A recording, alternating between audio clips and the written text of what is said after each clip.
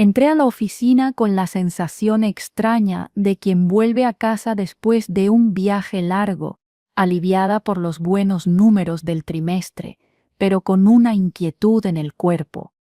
El ascensor escupió mis pasos y el silencio fue lo primero que noté. Donde antes reinaba el bullicio de lunes, el ala este estaba deshabitada, escritorios impecables, sillas vacías y huecos rectangulares de polvo marcando lo que había sido nuestro rincón. Llamé a Florencia, esperando su presente acostumbrado, y solo obtuve eco. Rodrigo de Contabilidad me encontró en el pasillo y antes de que pudiera formular mi pregunta, su rostro dijo más que sus palabras: «Revisa el sótano». El viaje hacia abajo fue una caída lenta en la comprensión de que algo había cambiado. Abrí una puerta con un letrero mal impreso: «Equipo de Ingeniería B». Lo que encontré era un colossus de indignidad. Mesas plegables con monitores tambaleantes, extensiones enredadas, cables cruzando el hormigón y un balde recibiendo la puntual gota de una tubería. El olor a humedad y derrota flotaba en el aire. Florencia, con la mirada encendida por la humillación, me explicó entre dientes que Ciervo, nuestro jefe nuevo, había traído mudanzas y que habíamos sido reubicados en 30 minutos para hacer espacio para un especialista. «Bastión», dijo Ramón con ironía, «la contratación dorada que vendría a revolucionarlo todo». Lo que siguió fue una mezcla de incredulidad y rabia contenida. ¿Cómo se puede trasladar a un equipo entero sin discutirlo, sin considerar años de trabajo y noches sin dormir? Por la noche, mientras el eco de las máquinas vibraba a través de las paredes, pedí a mi gente que empacara, pero no por miedo ni derrota. «Empaquen todo lo que quieran llevar algún día», les dije, con una calma que no sentía del todo. Les pedí que documentaran cada proceso, cada decisión, cada atajo ingenioso que había salvado proyectos. No expliqué el plan, les pedí confianza, me miraron con preguntas sin hacer, pero empezaron a ordenar sus vidas en cajas y en archivos digitales. No se trataba solo de salir, era preparar evidencia. Si algo nos había enseñado mi tiempo coordinando logística en campos de refugiados, era prever el peor escenario y convertir el desorden en protección. Mientras los goteos marcaban el ritmo, vi a mi equipo transformar la humillación en precisión, guías de transición, bases de conocimiento pulidas, repositorios organizados. Trabajaban en silencio, con la dignidad intacta de quienes saben que su valor no depende del lugar que les asigna. Cuando me despedí esa noche, dejé en cada escritorio una pequeña instrucción. No era dramática, pero tenía peso. «Confíen en mí, prepárense para mañana». Me fui sintiendo el hormigueo del punto de inflexión. Algo estaba por suceder, y no sería lo que Ciervo esperaba. Al cerrar la puerta del sótano, escuché un mensaje: «Reunión de junta adelantada a las 9». Supe que tenía pocas horas para convertir la indignación en estrategia. Mañana no sería un día cualquiera, y yo sabía exactamente qué hacer. Mañana comenzaba. La mañana siguiente amaneció con esa claridad gris que presagia tormentas, aunque el verdadero huracán se gestaba dentro del edificio. Bajé al sótano temprano, antes que nadie, para repasar mis notas. El lugar, con sus tuberías sudando gotas metálicas, parecía más un recordatorio de castigo que un espacio de trabajo. Sin embargo, al ver llegar a mi equipo cada uno con sus mochilas y miradas tensas, comprendí que estaban listos. No sabían los detalles, pero confiaban en que yo sí los tenía.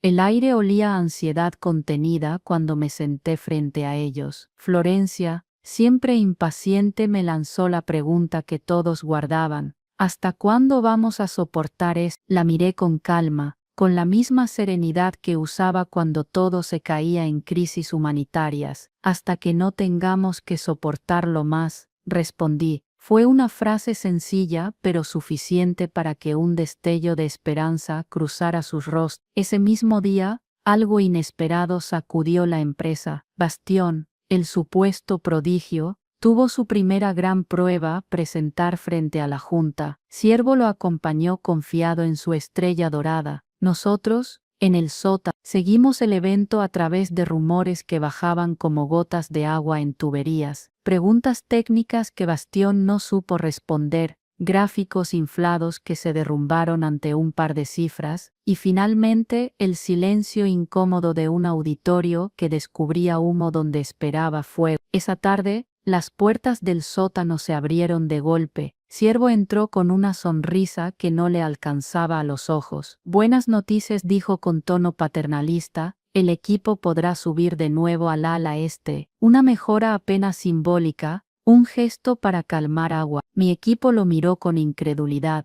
Yo le agradecí con un gracias por reconocer nuestro valor. Sus ojos brillaron pensando que había ganado. Mis ingenieros, confundidos, no entendieron por qué no lo confrontó. Esa noche Ramón me confesó que rompió la carta de renuncia que había escrito. Quizás las cosas cambien, dijo. Yo solo asentí, sabiendo que el verdadero movimiento se cocinaba lejos de la vista de Ciervo. 2 días después, el tablero cambió de nuevo. Llevé a una colega al piso ejecutivo, Thalía, vieja amiga y ahora directiva en una empresa rival. Ciervo, en su obsesión por mostrar a Bastión, no notó el cálculo detrás de mis pasos, lo presentó orgulloso, y Bastión lanzó su discurso ensayado de transformación. Thalía lo escuchó con una sonrisa controlada y al final soltó la frase que cortó la sala como cuchillo. Eso es extraño porque yo estaba en la junta de la empresa donde trabajaste, y nunca vimos esa mejora del 300% que mencionas. De hecho, vimos retraso. El silencio que cayó fue más pesado que cualquier sótano. En ese momento puse las cartas sobre la mesa. Thalía está aquí porque aceptamos su oferta. Mi equipo empezará una nueva división con ella el próximo lunes. Las caras de los ejecutivos cambiaron de color. Bastión palideció, y Ciervo se ahogó en excusas. Yo sabía que esa revelación no era el final, sino apenas la chispa inicial. La verdadera explosión aún estaba por venir. El rumor se extendió como fuego en pradera seca. La gran contratación estrella había quedado expuesta, y el equipo que sostenía el corazón de la empresa estaba a punto de marcharse. Ciervo apareció en el sótano al día siguiente con un aire que ya no era de superioridad, sino traía bajo el brazo una oferta improvisada, un aumento del 15% y la promesa de acelerar la remodelación del ala este. Mi equipo lo escuchó en silencio. Víctor, con sus 32 años en la empresa, murmuró con sarcasmo: 32 años, y me mandan al sótano, y ahora quieren comprar respeto con 15 miserables puntos. Yo no respondí de inmediato, observé los rostros de mis ingenieros, las manos apretadas, las mandíbulas tensas. Lo que no sabían es que ya teníamos contratos firmados con Thalía, blindados sin cláusulas de escape. Pero había algo más. Cuando Ciervo se retiró, derrotado, Diego me lanzó esa mirada aguda que a veces tenía, como si viera más allá de las palabras. Esto no es solo un cambio de trabajo, ¿verdad? Hay más detrás. Yo desvié la atención con un enfoquemo, no sé en terminar bien. Nuestra reputación es nuestra mejor carta. No podía aún revelar lo que estaba planeando. La sorpresa mayor vino cuando mi teléfono vibró esa misma noche. La pantalla mostró un nombre que casi nunca aparecía: Úrsula, la CEO. Su voz fue directa, sin adornos. Quiero verte mañana a las 9, tú sola, no tu equipo. La tensión en su tono revelaba que aquello no era una simple salida de cortesía. Colgué y guardé silencio frente a mi gente. Ramón, el más joven, me preguntó con temor: ¿van a intentar detenernos? Contesté firme: no pueden, nuestros contratos son sólidos. Pero por dentro sabía que lo que venía era mucho más grande. La mañana siguiente subí al piso más alto. La oficina de Úrsula, con paredes de vidrio y vistas sobre la ciudad, era el opuesto absoluto del sótano húmedo. Me hizo sentar frente a ella y tras un silencio incómodo, abrió una carpeta. Tu equipo ha entregado resultados extraordinarios por años con recursos mínimos. Lo sé, y lo que hizo Ciervo no tiene justificación. Por eso te ofrezco esto. Los documentos que deslizó hacia mí superaban cualquier expectativa: autonomía, presupuesto ilimitado, reconocimiento real. Era, en pocas palabras, todo lo que siempre habíamos merecido, y más de lo que Thalía había prometido. Por primera vez desde que comenzó este juego, sentí tambalear mi resolución. Aceptar y quedarme bajo el paraguas de Úrsula, con todo lo que eso implicaba, o mantener mi alianza con Thalía. Úrsula lo resumió con un guiño frío: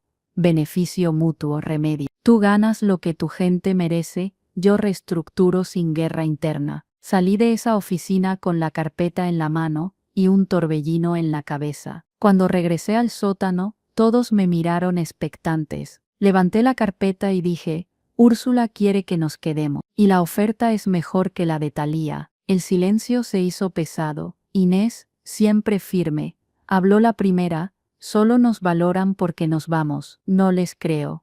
Otros dudaban. Pero lo que nadie esperaba era lo que estaba a punto de proponerles. Una jugada que pondría a 2 empresas en la palma de nuestra mano. El silencio en el sótano se volvió insoportable. Cada mirada me pesaba como si esperaran que yo eligiera su futuro en ese instante. Pero en lugar de decidir por ellos, solté la bomba. No tenemos que elegir un solo camino, podemos dividirnos. Las palabras flotaron como humo denso. Ramón arqueó las cejas, incrédulo. ¿Dividirnos? ¿Cómo funcionaría esto? Florencia fue la primera en sonreír, esa sonrisa rebelde que le nacía cuando intuía un golpe maestro. Seríamos nuestra propia red, nadie podría subestimarnos otra. Y así comenzó a tomar forma lo que parecía imposible. 4 de nosotros aceptarían la oferta de Úrsula, 3 se irían con Thalía. Conectaríamos ambas empresas desde dentro, compartiendo información, colaborando en proyectos estratégicos, blindándonos de ser esclavos de un solo jefe. Esa misma noche, llamé a ambas mujeres. La negociación fue áspera. Úrsula exigía exclusividad, Thalía quería garantía total. Les dejé claro que no era un pedido, era la condición. Sorprendentemente, ambas aceptaron, no por altruismo, sino porque cada una entendió que el valor de mi equipo era demasiado alto para arriesgarse a perderlo todo. Cuando volví a informarles, la sala explotó en energía contenida. Nuria preguntó lo que todos pensaban: ¿y tú, Remedios, a qué grupo liderará? Sonreí dejando que la tensión creciera antes de soltarlo. A ninguno. Yo consultaré para ambos, seré el puente. El alivio fue casi tangible. Ya no éramos simples empleados, éramos arquitectos de un modelo nuevo, más grande que cualquier contrato. Pero justo cuando celebrábamos nuestro pequeño triunfo, mi teléfono vibró con un mensaje anónimo. Una sola frase: reunión de junta adelantada para mañana. Ciervo presentará su plan de reestructuración. Bastión será figura central. Mi corazón dio un vuelco. Miré a mi equipo y entendí lo que significaba. La batalla final no sería en pasillos oscuros ni negociaciones privadas. Sería en el escenario mayor frente a la junta. Cambio de planes, anuncié cortando la alegría de raíz. Mañana tenemos que estar listos. Víctor, con su tono grave, preguntó: ¿para qué? Ya tenemos nuestras salidas. Lo miré fijo: porque no basta con irnos. Necesitamos que todos sepan exactamente qué están perdiendo. Hasta medianoche trabajamos como una máquina aceitada. Cada quien con su tarea: Florencia revisando cifras, Diego validando bases de datos, Carla compilando protocolos, Inés blindando seguridad. Yo preparaba sobresellados, cada uno con instrucciones claras que entregarían en el momento preciso. Nadie preguntó. La confianza era total. Cuando apagamos las luces, el sótano se sentía distinto. Ya no era un castigo, sino la trinchera desde donde lanzaríamos nuestra última jugada. Ramón, agotado, soltó la pregunta que me había guardado: ¿cuánto tiempo llevas planeando todo esto? Me detuve en la puerta, con la mano en la manija. Desde el día que Ciervo presentó a Bastión como el futuro. Florencia me clavó la mirada. ¿Y lo de mañana? Suspiré. Eso lo he estado planeando desde mucho antes. Dejé que el misterio se quedara suspendido. La palabra que no dije era la única que ardía en mi mente: justicia. El amanecer llegó con un aire extraño, como si incluso la ciudad supiera que algo iba a romperse ese día. Me vestí con mi traje de carbón, el mismo que reservaba para reuniones de clientes, donde se jugaban millones. Al llegar al sótano, mi equipo ya estaba listo, pero sus rostros mostraban más dudas que seguridad. Sin decir una palabra, repartí sobres sellados, uno a cada persona. Cuando llegue el momento, sabrán qué hacer. Nadie preguntó. Esa obediencia silenciosa era la prueba de la confianza que habíamos construido.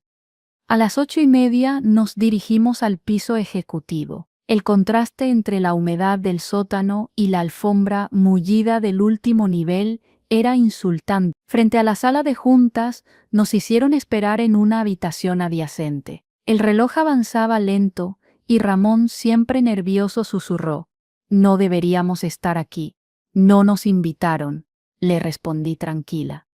«No se preocupen, lo estaremos». Y justo a las 8:55, la asistente de Úrsula apareció con paso firme. «La CEO solicita que el equipo de Ingeniería B se una a la reunión». Entramos. La sala olía a cuero caro y poder concentrado. Una mesa de caoba interminable rodeada de ejecutivos y miembros de la Junta, todos en trajes impecables. Úrsula presidía al fondo, con la serenidad de quien mueve piezas en un tablero invisible. En el centro, Ciervo preparaba sus papeles con Bastión a su lado. El color se le fue del rostro cuando nos vio entrar.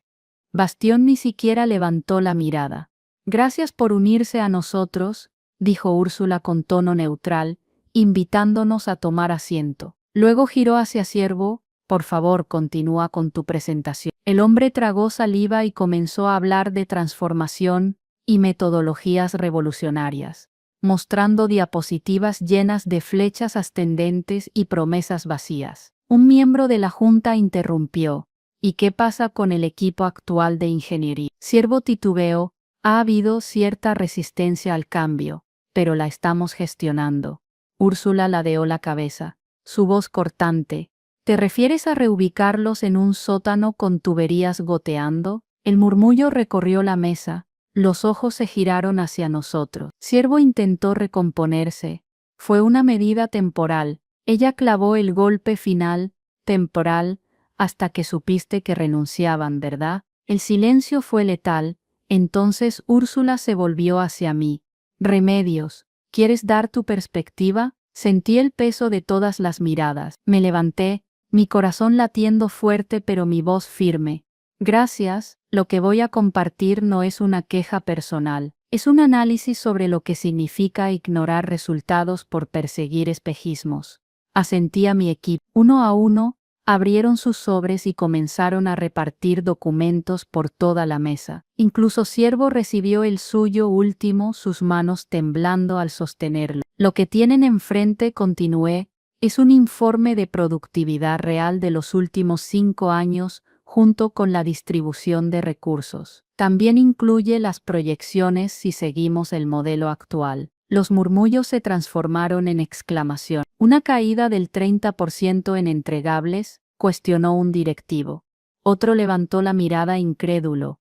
«Este equipo fue responsable del 78% de los éxitos del año pasado». Yo asentí. La primera grieta en la fachada de Ciervo acababa de abrirse, y era apenas el inicio. Las páginas crujían en manos de la Junta, mientras revisaban cada dato con ojos crecientemente alarmados. Bastión se removía en su asiento, como un niño sorprendido copiando en un examen. Fue entonces cuando di el siguiente paso. Si miran la página 12, encontrarán una verificación de antecedentes de nuestro supuesto especialista en productividad. La reacción fue inmediata. Bastión se puso de pie rojo de furia. «Eso es información privada, no tenían derecho». Lo interrumpí con calma quirúrgica. «Todo es público. Registros judiciales, demandas colectivas, acuerdos por despidos injustificados, nada inventado». La sala se llenó de un silencio denso. Bastión se dejó caer de nuevo en la silla,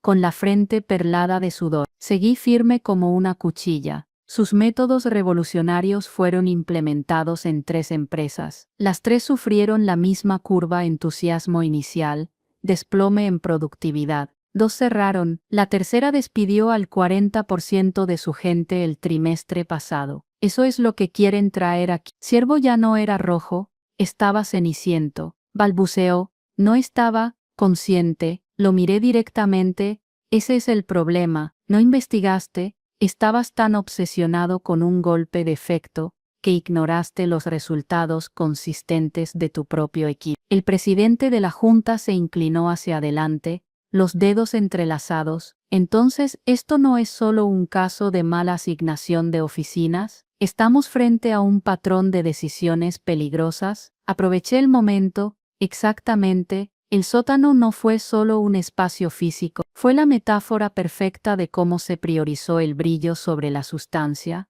las promesas sobre los datos, y hoy están viendo las consecuencias. Por primera vez desde que entramos, vi a Úrsula con una chispa de sorpresa genuina. Ella esperaba una defensa, quizá una queja, pero no una radiografía completa del cáncer dentro del departamento. La Junta hojeaba frenéticamente cada página. Uno de los ejecutivos más veteranos golpeó el papel con la palma abierta. Esto muestra un colapso proyectado de 30% bajo el modelo actual. ¿Cómo no vimos esto antes? Yo asentí con una calma ensayada, porque estaban distraídos con diapositivas bonitas y promesas vacías. Y luego lancé mi jugada maestra. Asentían, que se levantó con un segundo paquete de documentos. Lo que tienen ahora es nuestra propuesta alternativa.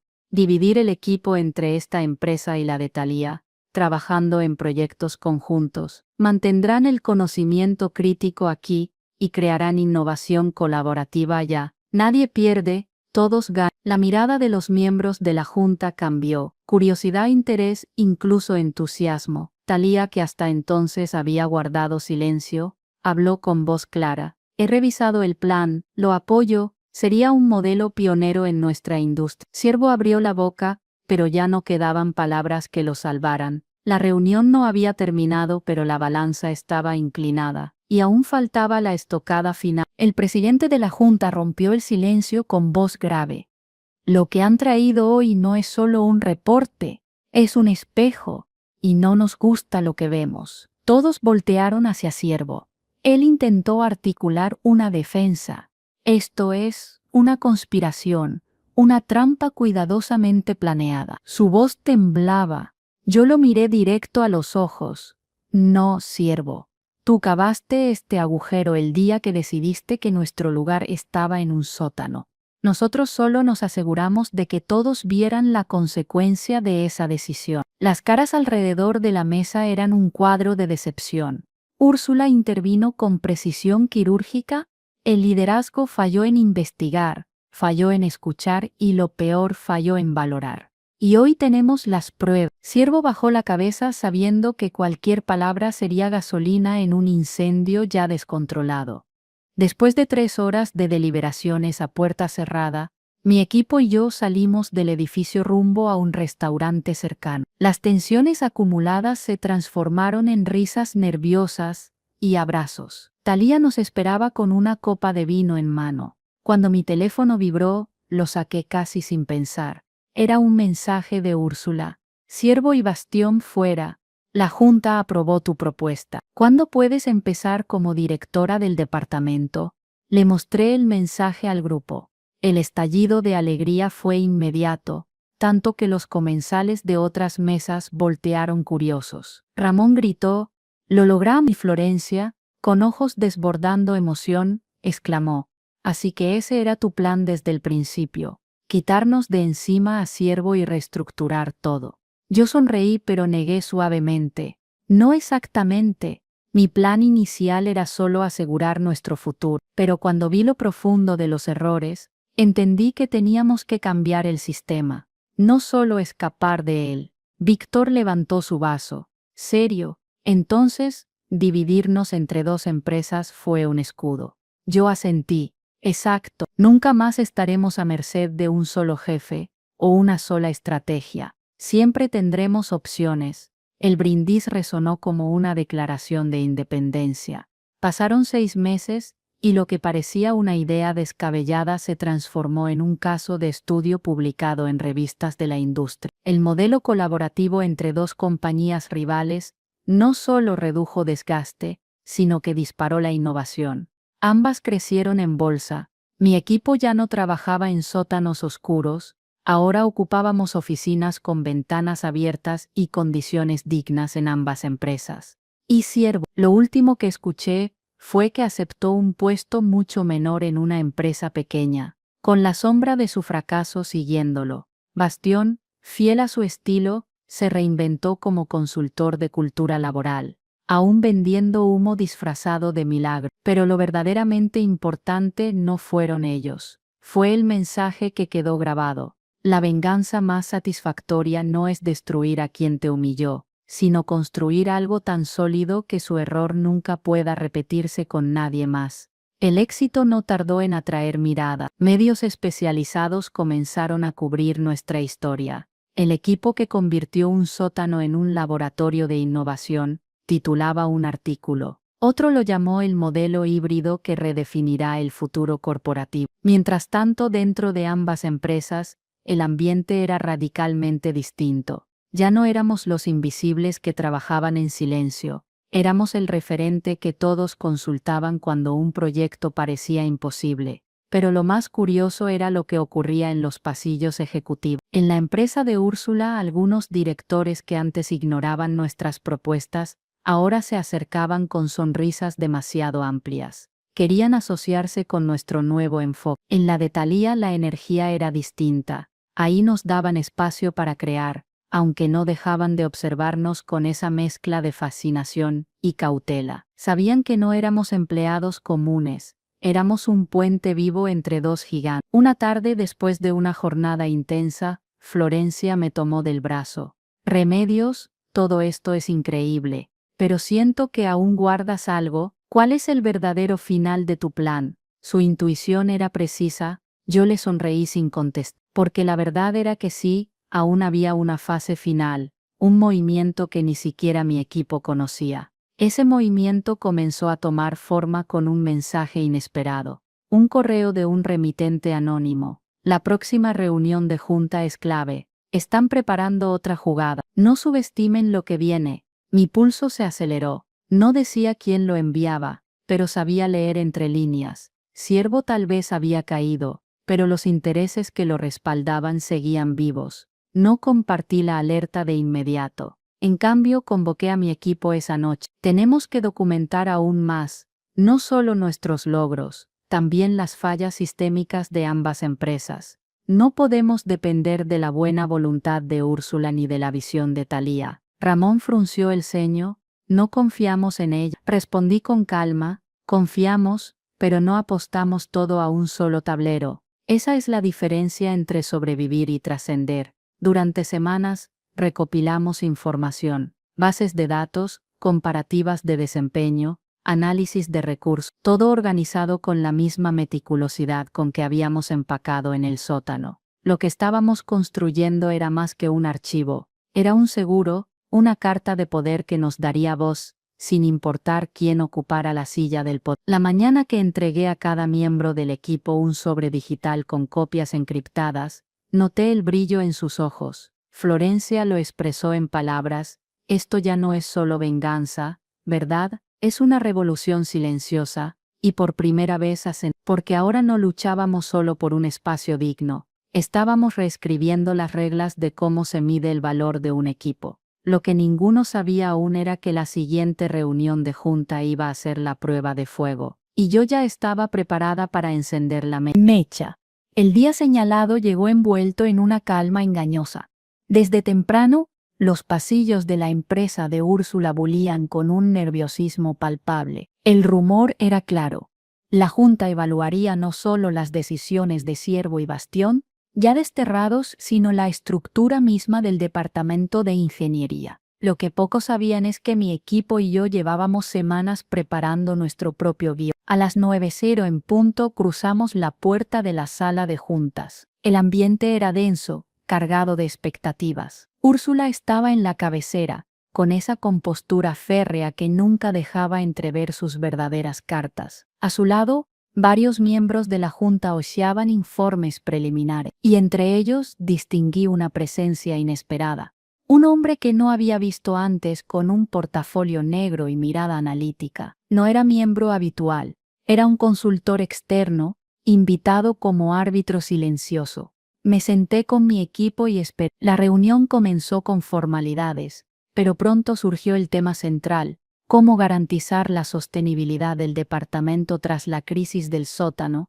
Esa fue la frase exacta: sostenibilidad, como si todo lo que había pasado fuese solo un incidente desafortunado. Respiré hondo y pedí la palabra. Con el debido respeto, no fue un incidente, fue un síntoma, y si no lo abordamos como tal, volverá a repetirse. La sala se tensó, algunos asintieron, otros fruncieron el ceño. Era el momento de desplegar la segunda parte de nuestro plan. Florencia, siguiendo mi señal, distribuyó los nuevos documentos. Un análisis comparativo entre el modelo tradicional de gestión y el sistema colaborativo que habíamos instaurado entre las dos empresas. Los números eran contundentes: reducción del 40% en retrasos, aumento del 60% en satisfacción del personal, incremento sostenido de innovación medido en patentes registradas. El consultor externo levantó una ceja y tomó nota. Esto no es común, comentó. Dos empresas rivales compartiendo recursos humanos estratégicos. ¿Cómo evitar que se convierta en un conflicto de intereses? Inés, segura como siempre, respondió: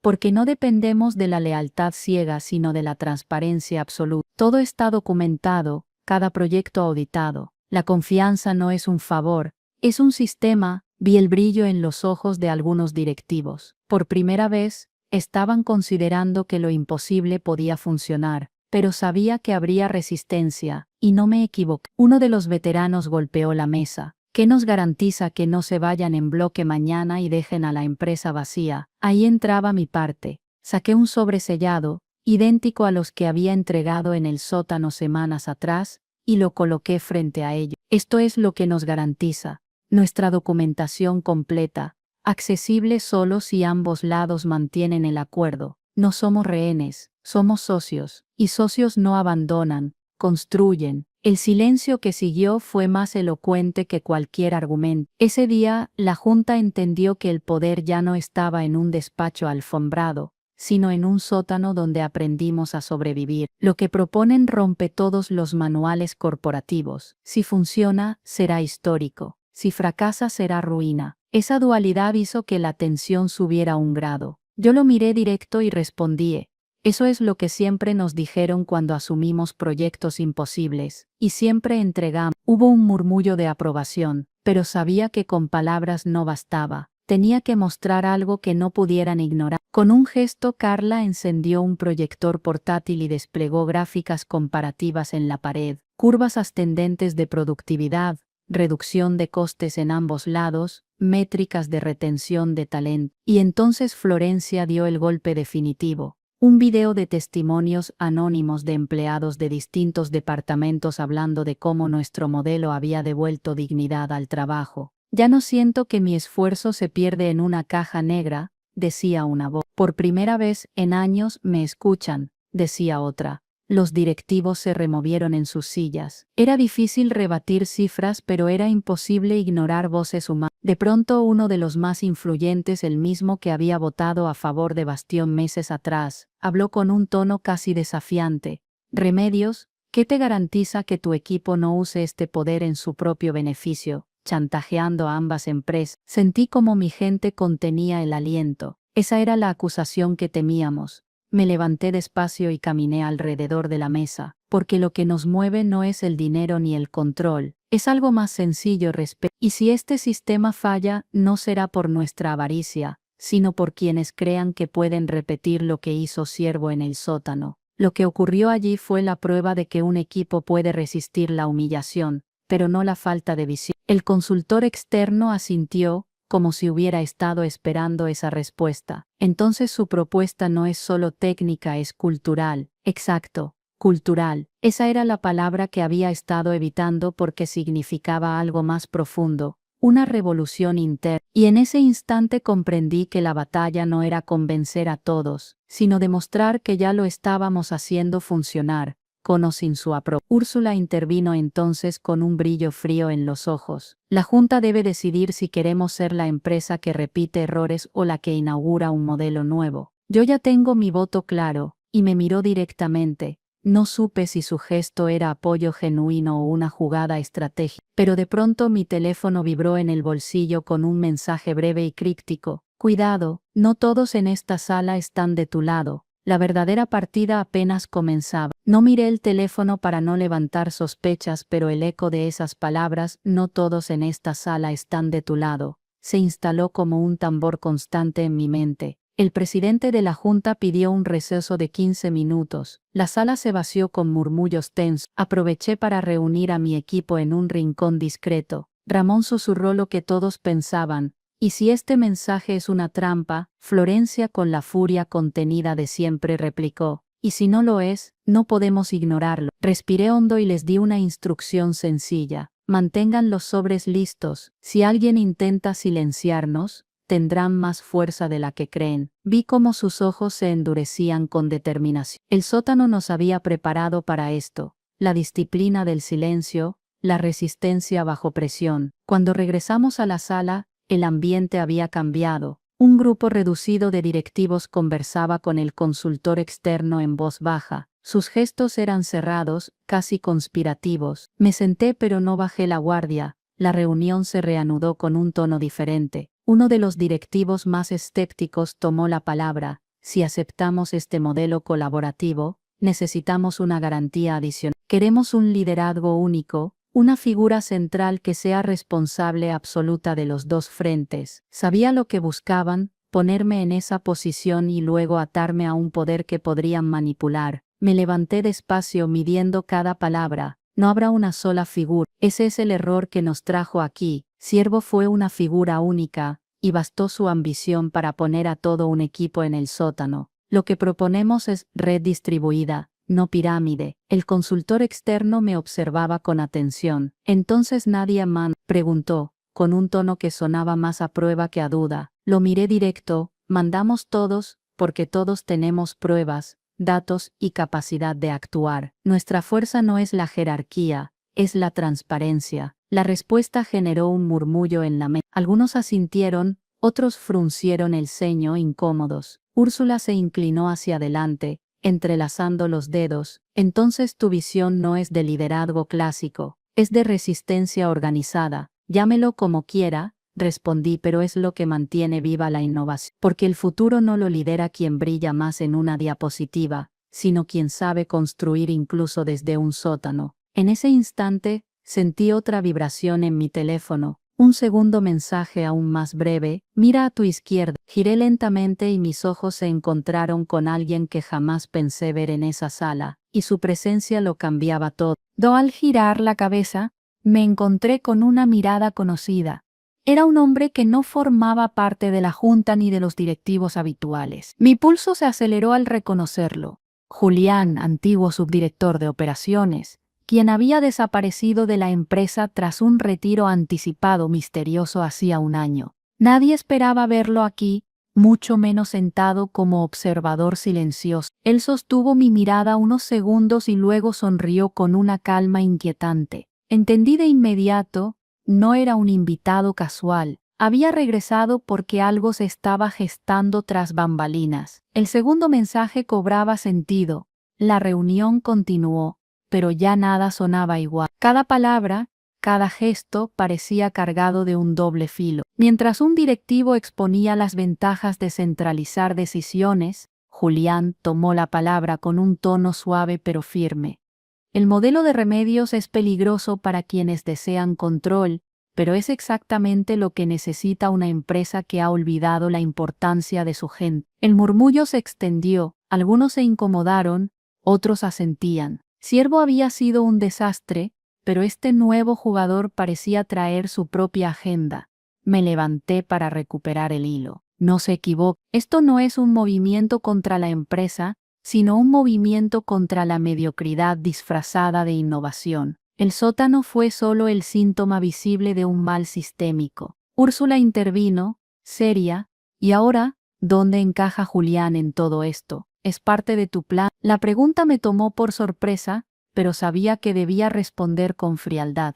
No, no es parte de mi plan, pero si está aquí es porque alguien quiso que regresara en este preciso momento. Y la pregunta no debería ser sobre mí, sino sobre quién lo trajo y con qué intención. La tensión era palpable. Víctor, que rara vez hablaba en estas reuniones, se inclinó hacia el micrófono. Nosotros trabajamos con hechos, no con rumores. El hecho es que este equipo sostiene más del 70% de los entregables de la empresa. El hecho es que Ciervo nos arrojó a un sótano, y aún así seguimos produciendo. El hecho es que ahora tenemos pruebas, resultados y alternativas. Su voz grave resonó como un martillazo. El consultor externo lo confirmó con un gesto. No se trata de confianza ciega, se trata de números, y los números no mienten. Pero entonces Julián soltó una frase que heló la sala. Los números no mienten, pero las personas sí. Y yo sé quién aquí está mintiendo. El silencio fue absoluto. Todas las miradas se giraron hacia él expectantes, y en ese instante comprendí que la verdadera batalla aún no había empezado. El aire en la sala de juntas se volvió tan denso que casi podía cortarse con un cuchillo. Julián,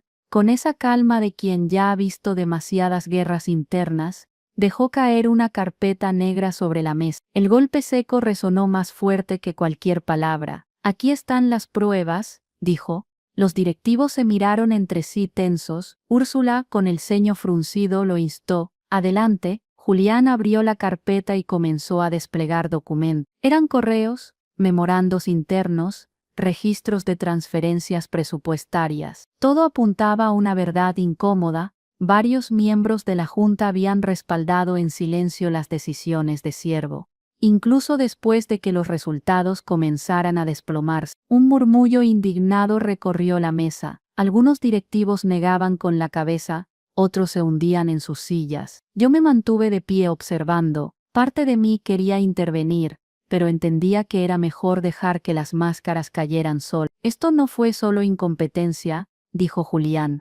Su voz baja pero cortante, fue una red de intereses personales, contratos inflados y favores encubiertos. Bastión fue el chivo expiatorio perfecto, pero nunca actuó solo. Lo pusieron ahí para justificar movimientos que beneficiaban a unos pocos. Florencia, incapaz de contenerse, murmuró en voz alta. Entonces nos mandaron al sótano no por falta de espacio, sino para tapar un negocio sucio. Nadie se atrevió a contradecir. Úrsula apretó los labios y giró hacia los acusados. ¿Van a negarlo? El silencio fue respuesta suficiente. El consultor externo intervino con neutralidad quirúrgica. Esto cambia la naturaleza de la discusión. Ya no estamos evaluando un modelo colaborativo, sino un posible fraude corporativo. Yo aproveché el momento para dar el siguiente paso. Y aquí es donde entra nuestro plan, porque mientras ellos maquillaban cifras, nosotros construíamos un sistema transparente, documentación en tiempo real accesible para todos los niveles, imposible de manipular. Si realmente quieren limpiar la empresa, este modelo no es opcional, es necesario. Los ojos se volvieron hacia mí. Por un instante sentí el peso de estar en el centro de una tormenta, pero también vi algo que nunca había visto antes. Respeto absoluto, no por mis palabras sino porque sabían que no hablaba sola. Mi equipo, ese grupo que había sobrevivido al sótano, era la prueba viviente de que otra manera era posible. Entonces Julián cerró la carpeta y dijo, con un tono cargado de insinuación, pero todavía falta la pieza final, y Remedios la tiene. Todos giraron hacia mí, y entendí que ya no podía guardar el último sobre que llevaba conmigo desde hacía semanas. La sala entera contenía la respiración mientras yo sacaba el sobre de mi maletín. El papel crujió como un trueno en medio del silencio. Aquí está la pieza que faltaba, dije deslizando el sobre hacia el centro de la mesa. Nadie se atrevió a tocarlo, así que lo abrí yo. Dentro había un informe detallado, correos electrónicos filtrados, actas de reuniones y proyecciones manipuladas. Documentaban cómo incluso antes de contratar a Bastión, ciertos directivos ya habían planeado desplazar a nuestro equipo para liberar presupuesto y justificar gastos inflados en consultorías externas. El sótano no había sido una improvisación, Había sido un cálculo frío. Un murmullo recorrió la mesa como un oleaje. Úrsula tomó uno de los documentos y lo revisó con el ceño cada vez más fruncido. El consultor externo se inclinó hacia adelante, sorprendido. Esto prueba premeditación. No fue un error de gestión, fue una estrategia deliberada. Los acusados comenzaron a hablar todos a la vez. Esto es una distorsión, sacado de contexto. No tienen derecho a exponer. Yo levanté la voz clara y firme. El derecho lo tenemos porque fuimos las víctimas directas. Nos relegaron a condiciones indignas, no por falta de espacio, sino para encubrir decisiones corruptas. Y aún así, cumplimos con cada proyecto. Mi equipo se irguió detrás de mí como un solo cuerpo. Víctor, con su voz grave, añadió: trabajamos entre goteras y humedad para sostener la reputación de esta empresa, mientras ustedes jugaban a inflar cifras. El golpe final vino de Thalía, que hasta entonces había permanecido observando. He revisado este material también, y si la Junta no actúa, mi empresa estará encantada de usarlo como evidencia en una denuncia pública. El mensaje era claro, no había escapatoria. El presidente de la Junta, pálido y rígido, pidió silencio. Basta, esto será investigado a fondo. Pero lo que queda claro ahora es que la única propuesta con integridad sobre la mesa es la de Remedios y su equipo. Me miró directamente. ¿Estás dispuesta a liderar esta transición, no como subordinada, sino como arquitecta de un modelo? Sentí la mirada de todos clavada en mí. El peso del momento era enorme, pero mi respuesta salió natural. No vine aquí a pedir poder. Vine a asegurar que nadie más vuelva a ser tratado como nosotros en el sótano. Si me quieren como arquitecta, entonces será bajo esa condición, transparencia total. El consultor externo asintió lentamente. Entonces la revolución comienza hoy. Pero mientras las palabras se asentaban, mi teléfono vibró con un tercer mensaje anónimo. Ten cuidado. Uno de ellos aún no ha mostrado su verdadera carta. La partida estaba lejos de terminar. El mensaje en mi teléfono era como un cuchillo escondido bajo la mesa. Uno de ellos aún no ha mostrado su verdadera carta. Mi pulso se aceleró. La sala estaba eufórica con la idea de un nuevo comienzo, pero yo sabía que las victorias rápidas son las más frágiles. Respiré hondo y volví a tomar la palabra. Antes de celebrar, recuerden algo. Lo que destruyó este departamento no fue solo la corrupción de unos pocos, fue la comodidad de muchos. Esa comodidad es la carta que aún no se ha jugado. Y si no la enfrentamos, volverá a hundirnos. El silencio que siguió fue incómodo. Miré uno por uno a los directivos que habían permanecido callados durante toda la tormenta. Sabía que algunos solo esperaban el momento de acomodarse al nuevo sistema, igual que se habían acomodado al viejo. Esa era la amenaza real, la inercia disfrazada de lealtad. Entonces hice lo que había planeado desde hacía meses. Distribuí el último conjunto de sobre. Dentro no había acusaciones ni contratos. Había un pacto firmado por mi equipo comprometiéndonos a mantener el sistema de transparencia sin importar quién liderara. Esto es nuestra verdadera carta. No depende de cargos, ni de juntas, ni siquiera de mí. Depende de nosotros. Florencia lo dijo con la pasión que siempre la caracterizaba. Esto significa que aunque nos vuelvan a encerrar en otro sótano, tendremos voz, y esa voz no podrá ser silenciada. El consultor externo se levantó, impresionado. Lo que han creado no es solo un modelo empresarial, es una red de resistencia institucionalizada. Úrsula lo resumió con una frase que quedó flotando. Entonces hoy no estamos aprobando un plan, estamos presenciando el nacimiento de una cultura. El presidente de la Junta sintió con gravedad. Y con ese gesto la decisión quedó sellada. Cuando salimos de la sala, mi equipo caminaba erguido, distinto. Ya no éramos los ingenieros del sótano, éramos los arquitectos de algo que había empezado como venganza y había terminado como revolución. Afuera Thalía me tomó del brazo. Esto va a cambiar la industria entera. Le respondí con una sonrisa tranquila. Ese era el plan desde el principio. 6 meses después, nuestra red entre empresas se convirtió en caso de estudio. La productividad se disparó, el respeto se volvió norma y el sótano quedó como un recuerdo lejano. De Ciervo y Bastión apenas se oían rumores, un puesto menor para él, conferencias vacías para el otro. Una tarde Ramón levantó su vaso en nuestra nueva oficina llena de luz, y dijo: «Brindemos por el sótano, porque sin él nunca hubiéramos llegado aquí». Reímos, pero en mi interior entendí la verdad más profunda. La mejor venganza nunca fue destruir, sino construir algo tan sólido que lo que nos hicieron se vuelva imposible para cualquiera más.